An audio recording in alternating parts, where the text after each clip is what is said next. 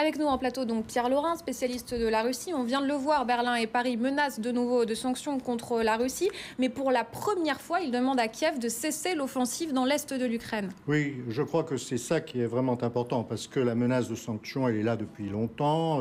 En fait, le président Hollande et la chancelière Merkel ont simplement réitéré ce qu'ils disent depuis quelques semaines.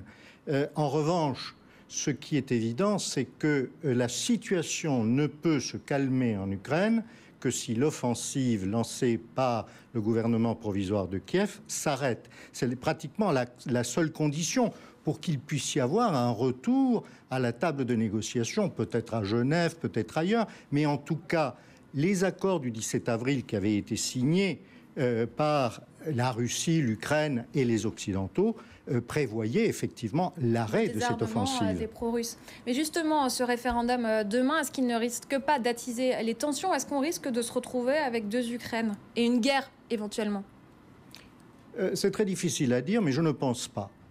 Je m'avance peut-être, mais ce que veulent les habitants de l'Est de l'Ukraine, que l'on appelle les pro-russes, les insurgés, peu importe, ce qu'ils veulent, c'est faire valoir qu'ils sont là et qu'ils comptent. Ils ne sont pas du tout d'accord avec l'évolution du gouvernement de Kiev depuis que Yanukovych a été renversé. Et la seule solution réelle pour que leur voix soit prise en compte, c'est ou une fédéralisation du pays, ou une très large autonomie. Et c'est ce qu'ils réclament. Mais pour obtenir cette autonomie, ils pensent qu'en proclamant l'indépendance, ils seront en position de pouvoir négocier ces conditions d'autonomie ou cette fédéralisation avec le gouvernement de Kiev. Peut-être pas celui-ci, le gouvernement provisoire, mais en tout cas celui qui sortira des urnes dans relativement peu de temps. Vous pensez que clairement, après ce référendum, on peut aller vers une phase de dialogue avec Kiev entre Bien sûr, ce Kiev. n'est pas du tout le schéma de la Crimée. Le schéma de la Crimée, c'était un référendum sur le rattachement de la Crimée à la Russie. Et ce qui était significatif, c'est que la presse proche du pouvoir à Moscou disait les partisans du rattachement. Et là, la presse proche du pouvoir à Moscou dit les partisans de la fédéralisation. Et le référendum apparaît comme la condition d'aller vers cette fédéralisation. Donc on n'est pas exactement dans la même structure institutionnelle. Mais cette fédéralisation, avec qui elle a négocié? On sait qu'il doit y avoir normalement des présidentielles le 25 mai prochain, mais ça semble de plus en plus compliqué, on le voit. Compliqué, peut-être pas, parce que je crois qu'aujourd'hui, Moscou a intérêt à ce qu'il y ait un gouvernement légitime qui apparaisse en Ukraine, un gouvernement Pourquoi? avec lequel... Tout simplement parce que la désescalade, elle est là depuis maintenant le 17 avril. Ça commence à faire long. Genève, oui. Et la Russie fait des gestes.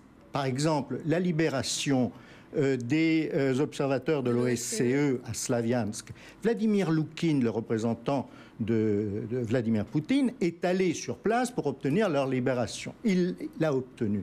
Normalement, ça reste un petit geste quand même. Oui, mais il y aurait dû y avoir un petit geste de l'autre côté. Or, il n'y a rien eu. L'accord passé tacite avec Buchhalter, entre le représentant de l'OSCE, le patron de l'OSCE et Poutine, c'était également un geste important vers la désescalade. Et à Kiev, il n'y a rien eu. Et c'est ça qui pose problème aujourd'hui. Et c'est pour ça peut-être que Hollande et Merkel sont réellement braqués un doigt accusateur sur Kiev, insistent pour que ce geste de désescalade ait lieu également à Kiev. Vous parlez des gestes de Moscou, mais on a quand même du mal à comprendre le jeu de Vladimir Poutine. Il appelait au report de ce référendum. Absolument. Mais on a vu hier qu'il paradait, enfin il est allé quand même passer les troupes en revue en Crimée. Oui. Une démonstration de force. On a du mal à comprendre à quel jeu il joue. Une démonstration de force, je ne pense pas. Vous savez, en Russie, comme en France au 14 juillet, il y a une tradition, c'est le défilé militaire. Si on veut penser que la France, le 14 juillet, montre sa force, oui, mais se rendre en Crimée à 48 heures du référendum, quand même, le message est fort.